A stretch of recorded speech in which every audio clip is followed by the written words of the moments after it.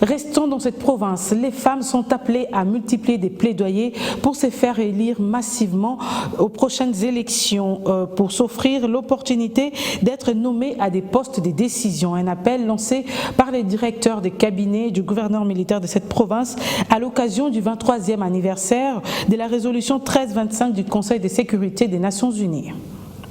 En Ituri, les femmes occupent une place de choix dans des postes de prise de décision. Non seulement une femme est à la tête du parquet général, 5 autres sur les 10 sont conseillères au cabinet du gouverneur militaire de l'Ituri.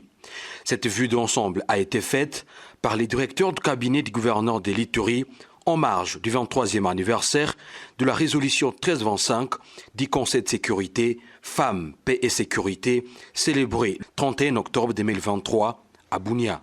Au même moment, Maître Unega Ege encourage ces femmes à consacrer leurs intelligences au service de la communauté. Les femmes ont la capacité de changer le cours des choses. C'est pour cela que nous les appelons à plus d'engagement et de mobilisation pour la paix.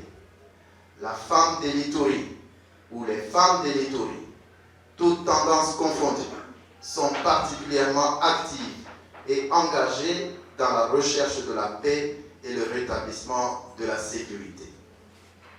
Elles méritent nos félicitations et notre gratitude.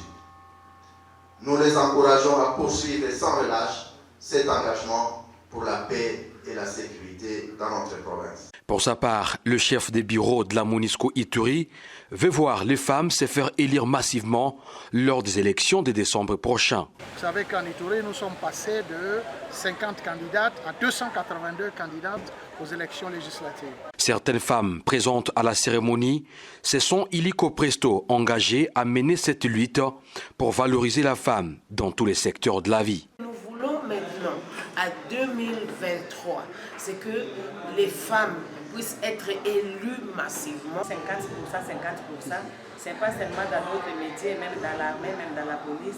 J'invite les femmes de venir incorporer dans la police pour que nous puissions travailler ensemble et ça sera une bonne chose. Pour rappel, depuis sa prise de fonction à la magistrature suprême, le chef de l'État congolais, Félix Antoine Tshisekedi Tshilombo, accorde une attention particulière à la question de la femme. Son attention envers elle lui a valu la qualité des champions de la masculinité féminine par l'Union africaine, un exemple éloquent dans les concerts des nations.